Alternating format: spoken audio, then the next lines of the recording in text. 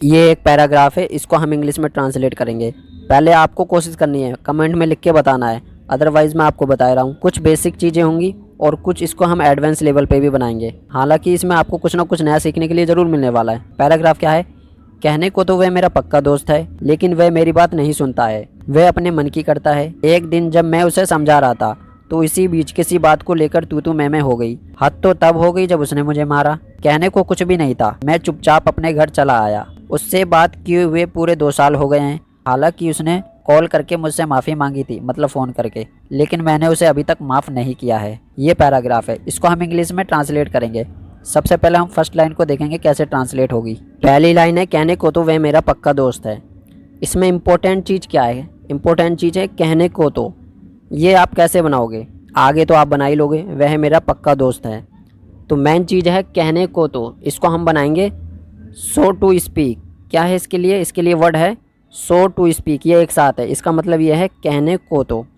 आगे आप बनाई लोगे, वह मेरा पक्का दोस्त है। He is my bosom friend. Bosom friend का मतलब होता है पक्का दोस्त, लंगोटिया यार। आप चाहें तो यहाँ बेस्ट फ्रेंड लिख सकते हैं। तो ये यहाँ तक बन गया। So to speak, he is my bosom friend. Speak की जगह आप ऐसे वाई से इसका भी यूज कर सकते हो, सो टू से। लेकिन आप सोचेंगे ये थोड़ा बोलने में मुझे अजीब सा लग रहा है, इसलिए आपको किसका यूज करना है? स्पीक का। So to speak, he is my bosom friend. आगे बनाते हैं, लेकिन वह मेरी बात नहीं सुनता है। सिंपल प्रेजेंट का नेगेटिव है। लेकिन मतलब बट, ठीक है, वह मतलब ही। नहीं सुनता है, मेरी बात नहीं सुनता है। He doesn't listen to me. Doesn't मतलब does not, but he doesn't listen to me. यहाँ तक हो गया। अब जो वर्ब आई लिसन, लिसन का मतलब होता है सुनना, तो लिसन के साथ TO2 फिक्स है, ठीक है, और मुझे मतलब मी ऑब्जेक्ट में है। यहाँ तक बन गया। आगे देखते हैं, वह अपने मन की करता है। इसे आप कैसे ट्रांसलेट करोगे? इसको ट्रांसलेट करने का एक बिल्कुल यूनिक तरीका है। वह अपने मन की करता है, यानी कि वह अपनी मन की बात मानता है, जो उसे अच्छा लगता है वह करता है। तो इसको मैं सिंपल सा बोल सकता हूँ, he has his own ways. मतलब उसके पास उसके खुद के रास्ते हैं, खुद के तरीके हैं। ये सेंस है, लेकिन ये ऐसे ही बनेगा, he has his own ways. आगे देखते हैं, एक दिन जब मैं उसे कुछ समझा रहा था। एक दिन मतलब वन डे, मैं उसे समझा रहा था।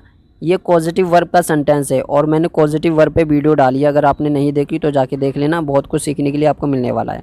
मैं उसे समझा रहा था। आई was making him understand something. Something मतलब कुछ। यहाँ तक बन गया, एक दिन जब मैं उसे कुछ समझा रहा था। तो इसी बीच इसको बोलते हैं सो इन द मीन वाइल। तो मतलब सो, इसी बीच मतलब इन द मीन वाइल, ठीक है। आगे देखते हैं, किसी बात को लेकर, इसको कैसे बोलेंगे? इसको बोलते हैं हम ओवर सम इशू। क्या बोलते हैं इसको हम? इसको बोलते हैं ओवर सम इशू। आगे देखते हैं, किसी बात को लेकर तू मैं हो गई, यानी कि मेरा उसके साथ झगड़ा हो गया। यही मीनिंग दे रहा है, बिल्कुल यही दे रहा है। तो इसको कहने का एक बिल्कुल अच्छा तरीका है, एडवांस लेवल का है थोड़ा, उसको चाहें आप यूज कर सकते हैं। कैसे बनाओगे? वी एक्सचेंज्ड हॉट वर्ड्स, ये आप बोल सकते हो, यानी कि हमने जो अपने शब्द थे वो चेंज कर लिए, मतलब तू मैं हो गई, झगड़ा हो गया। बाद में आपको बोलना है ओवर सम इशू, ठीक है। तो ये इतना बन गया, we exchanged hot words over some issue. यहाँ तक बन गया। वी एक्सचेंज्ड हॉट वर्ड्स को क्या दूसरे तरीके से नहीं बोल सकते? ज़रूर बोल सकते हो। इसकी जगह आप बोल सकते हो I got dispute with him, मेरा उससे झगड़ा हो गया। दूसरा तरीका है I had fight with him, ये भी तरीका है। और आगे आपको लगा देना है ओवर सम इशू, किसी बात को लेकर, ठीक है। आगे चलते हैं, आगे क्या सेंटेंस है? हद तो तब हो गई जब उसने मुझे मारा। तो मेन चीज़ है हद तो तब हो गई। इसको आपको अगर बनाने आ गया तो आगे आप बना ही लोगे। तो इसको बोलने का एक बिल्कुल डिफरेंट तरीका है, things went out of limit, मतलब थिंग्स जब लिमिट से पार हो गई, हद से बाहर हो गई, ये मीनिंग दे रहा है यहाँ, ठीक है। जब उसने मुझे पीटा, वैन ही बीट मी, पूरा बन गया, things went out of limit when he beat me. आगे देखते हैं, कहने को कुछ भी नहीं था। कुछ भी नहीं था, पहले आप इतना बोल दो, देयर वॉज नथिंग। कहने को टू से, तो ये पूरा बन गया, देयर वॉज नथिंग टू से, ठीक है। कहने को कुछ भी नहीं था। आगे बनाते हैं, मैं चुपचाप अपने घर चला आया। चुपचाप को बोलते हैं क्वाइटली। मैं आ गया, सिंपल पास्ट है, केम लगाना है कम की जगह। आई क्वाइटली केम माई हाउस, इतना बन गया। अब आप सोचेंगे केम से पहले ही क्वाइटली क्यों आया? क्योंकि ये हमारी एडवर्ब है। उससे बात किए हुए पूरे 2 साल हो गए हैं, यानी कि मैंने उससे 2 साल से बात नहीं की है। तो कैसे बनाओगे? पहले आप इसको समझिए, पूरे 2 साल हो गए हैं, इसको आप बनाओगे it has been completed 2 years, ये तरीका है, ठीक है। किसे हो गए हैं? मुझे, टू मी, बात किए हुए, हैविंग टॉक्ड टू हिम, यहाँ पर थर्ड फॉर्म आएगी, ये आपको ध्यान रखना है। तो ये पूरा बन गया it has been completed 2 years to me having talk to him. Talk जो वर्ड है इसके साथ TO2 ये हमारा फिक्स रहता है, जैसे लिसन टू, लिसन के बाद TO2 फिक्स है, उसी तरीके से टॉक के बाद भी टू आपको लगाना है। अब ये सेंटेंस कैसे बना, देखिए ध्यान से समझिए इसको। It has been completed 2 years, पूरे 2 साल हो गए हैं। किसे हो गए हैं? मुझे, तो टू मी, इसलिए मी आ गया।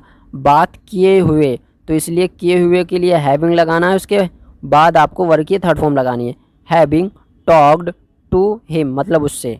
तो ये पूरा बन गया it has been completed 2 years to me having talk to him. एक सेंटेंस और लेते हैं इसी पे ही, उससे मिले हुए 2 साल हो गए हैं। It has been completed 2 years to me having met him, ऐसे बनेगा, ठीक है। आगे बनाते हैं। हालांकि उसने मुझसे फ़ोन करके माफ़ी मांगी थी, तो पहले आप इतना बना लो, उसने माफ़ी मांगी थी मतलब वह माफ़ी मांग चुका था, पास्ट परफेक्ट में बनेगा। फ़ोन करके तो ये आगे आपको बनाना है, तो पहले बनाइए उसने माफ़ी मांगी थी, ही हैड अपोलोजाइज्ड मी, ठीक है। अपोलोजाइज का मतलब माफ़ी मांगना, ही हैड अपोलोजाइज्ड मी, और मी से पहले आपको TO2 का यूज करना, क्यों? मुझसे मांगी थी, he had apologised to me, phone करके बाय कॉलिंग, ठीक है। तो ये पूरा बन गया he had apologised to me by calling. B by हमारी प्रीपोजिशन है, और प्रीपोजिशन के बाद कोई वर्ब आती है तो उसमें हम ING ऐड कर देते हैं, या मैंने आपको बहुत वीडियो में बताया है। हालांकि इसको हम बोलते हैं ऑल्दो, तो ऑल्दो स्टार्टिंग में आपको लिखना है, ठीक है। तो ये पूरा बन गया although he had apologised to me by calling, ठीक है। आगे बनाते हैं, लेकिन मैंने उसे अभी तक माफ़ नहीं किया है, लेकिन मतलब बट, मैंने उसे माफ़ नहीं किया है अभी तक। आई हैवंट स्टिल फॉरगिवन हिम, मतलब मैं उसे अभी तक माफ़ नहीं कर चुका हूँ, ये मीनिंग दे रहा है। प्रेजेंट का परफेक्ट में बनेगा, वो भी नेगेटिव है। यहाँ पर स्टिल क्यों आया, आपका ये क्वेश्चन हो सकता है। स्टिल मतलब अभी तक, और स्टिल का यूज हम कहाँ करते हैं? हेल्पिंग वर्ब के बाद मेन वर्ब से पहले इसका यूज करते हैं। तो हेल्पिंग वर्ब क्या है? हमारी हैव, ठीक है, और मेन वर्ब क्या है? हमारी फॉरगिव, लेकिन यहाँ पर ये थर्ड फॉर्म है, क्यों है? क्योंकि ये प्रेजेंट का परफेक्ट है। तो ये पूरा बन गया although he had apologised to me by calling but I haven't still forgiven him. इस पूरे पैराग्राफ को हमने इंग्लिश में ट्रांसलेट कर लिया है, एक बार इसको पढ़ के देखते हैं। So to speak he is my bosom friend but he doesn't listen to me, he has his own ways, one day I was making him understand something, so in the meanwhile we exchanged hot words over some issue. Things went out of limit when he beat me. There was nothing to say. I quietly came my house. It has been completed 2 years to me having talked to him. Although he had apologized to me by calling, but I haven't still forgiven him. इस paragraph में आपको बहुत कुछ सीखने के लिए मिला होगा, जैसे कि बोसम फ्रेंड, पक्का दोस्त। इट हैज़ बीन का यूज़ सीखने के लिए मिला होगा। कहने को तो ये स्टार्टिंग में ही आपको सीखने के लिए मिला। हद तो तब हो गई, इसको कैसे बनाते हैं ये भी आपको सीखने के लिए मिला। मतलब आपको बहुत कुछ सीखने के लिए मिला इस पैराग्राफ में। अगर वीडियो आपको अच्छी लगी हो तो लाइक कर देना। तो मिलते हैं किसी नेक्स्ट वीडियो में। और ये एक लाइन आपके लिए है, आपको बनानी है इसकी इंग्लिश और कमेंट में लिख के बताना है।